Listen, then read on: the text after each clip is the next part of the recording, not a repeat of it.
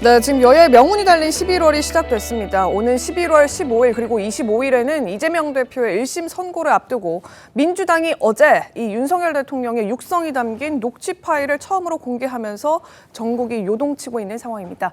지금부터 들려드릴 녹취록의 이 진위 여부, 향후 전국의 결정적인 변수가 될 걸로 보이는데요. 이 어제 민주당이 윤석열 대통령의 공천 개입의 결정적인 물증이다. 이렇게 공개한 지난 2022년 취임 하루 전 윤석열 대통령과 명태균 씨 간 주고받은 대화 내용부터 들어보겠습니다.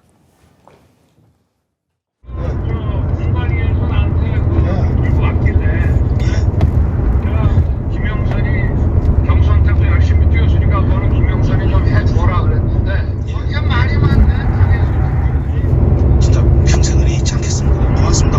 예. 자, 녹음 내용의 진위 여부 등을 따져보기 전에 어제 그 시점에 육성이 공개됐다라는 건 어떤 의도가 있었을까요? 자, 한번 여쭤보도록 하겠습니다. 어떻게 보셨습니까, 변호사님? 일단은 당에서 지금 전체적인 사실관계 파악이 완료되지 않은 시점이기 때문에 네. 뭐라고 입장을 밝히기가 어려운 측면이 있습니다만은 저 통화로 인해서 국민들께서 뭐 궁금해하시는 점들이 많이 있고 또 의문점을 가지고 있는 부분들에 대해서는 대통령실에서 좀 더 소상한 설명이 있었으면 좋겠다라는 생각이 개인적으로는 듭니다. 그 지난 8일에 이제 대통령실에서 발표를 했을 때 그 경선 마치기 전에 명태균 씨와 대통령 관계를 끊었다. 네. 이렇게 발표를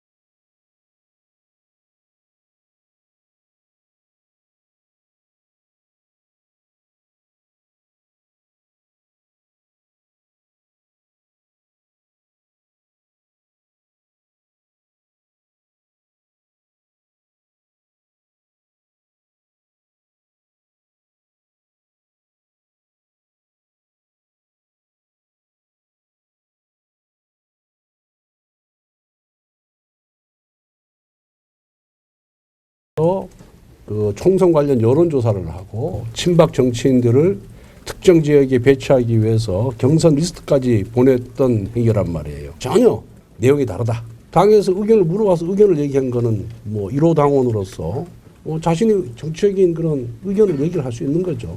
근데 명태균 씨가 윤석열 대통령이랑 직접 통화를 해왔다는 사실 자체가 확인이 된 거라서 그거 자체는 아니 그거는 뭐 선거 과정에서 수많은 사람이 도움을 받지 않겠어요? 그 도와줬던 사람이 전화를 하면은 또 받아주는 것이 그게 인간으로서 당연히 해야 될 저는 태도다 이렇게 생각합니다. 노정면 의원의 어제 목소리 그리고 지금 권성동 의원 역시 지난달로 표기는 됐습니다만 어제 국회에서 기자들의 질문을 답하는 목소리를 확인할 수 있었습니다. 화면 함께 보면서 저 자세하게 좀 얘기를 해보도록 하겠습니다. 공천 개입 여부를 가를 핵심 쟁점은 딱 두 가지입니다. 첫 번째, 5월 9일 취임 하루 전 통화했는데 그때는 당선인 신분이었다라는 부분, 이게 대통령실의 입장이고 국민의힘의 입장이기도 합니다. 민주당은 대통령 임기 중에 발생한 일이다. 당선인도 대통령으로 봐야 한다라는 그런 입장을 더불어민주당을 갖고 있습니다. 다음 장 보겠습니다. 좋게 이야기한 것일 뿐 공천 보고도 개입도 없었다라고 대통령실 밝혔고요. 그러나 더불어민주당은 이건 헌정 질서를 흔든 물증이다라고 얘기를 합니다. 자, 조기현 부대변인님 어떻게 보셨습니까? 일단 이 발표는 5월 10일에 발표가 되고요. 5월 네. 10일은 다 아시다시피 대통령이 취임한 날입니다. 그러니까 그 전날 있었던 통화라고 하더라도 실제 이 결과가 발생한 거는 임기 시작한 첫날이었고 그리고 선거는 그 뒤로부터 한 20일이 지난 6월 1일에 있었습니다. 네. 전체적인 과정을 묶어서 봐야지 5월 9일 통화 하나만 놓고 5월 9일 통화 시점에는 공무원 신분이 아니었다고 해서 네. 공무원의 정치적 중립 의무 위반이 없다 이렇게 보기 어렵고요. 당선인은 어쨌든 대통령 그러니까 공무원이라고 현재 법상으로는 볼 수 없다는 건 형식적 인정하시는 법률에는 거죠? 예 그렇습니다. 공무원 신분은 아닌 거죠. 그러니까 엄격하게 얘기하면 이 공무원이란 신분을 요구하는 신분범에 있어서는 그런 문제 제기는 할 수는 있습니다. 그런데 네. 대통령직 인수위라는 어떤 특별법에 의해서 보호를 받는 실제 공무원으로 의제될 수 있어서 공적 행위를 하는 대통령 당선이라는 신분을 봤을 때 5월 9일 행위라고 하더라도 네. 공무원의 정치적 의무 위반이라고 볼 수 있는 측면도 하나 있고 이 행위가 5월 9일로 끝나는 게 아니라 5월 10일 임기 시작한 날 네. 실제 후보자 발표로 이어졌기 때문에 공무원 신분에서 한 중립 위반이라고 볼 수도 있는 것이고요. 그리고 두 번째는 그냥 뭐 이렇게 좋게 얘기해 준 것뿐이다라고 얘기를 하는데 네. 앞뒤 정확 얘기 또 명태균 씨가 이날 통화 공개된 내용 말고도 네. 김영선 의원의 공천과 관련해서 해놓은 얘기가 너무 많습니다. 그리고 실제 이게 김건희 여사나 대통령이 관여해서 했고 그것이 선물이라고 했고 그 결과가 또 어떻게 이어졌습니까? 뒤에 이어진 여론조사에 대한 대가 문제하고 결부가 됩니다. 그러니까 이 공직선거법의 공무원 중립의무 위반을 혹시라도 법리로 피해갈 수 있다고 주장을 할 수 있을지 모르겠지만 네.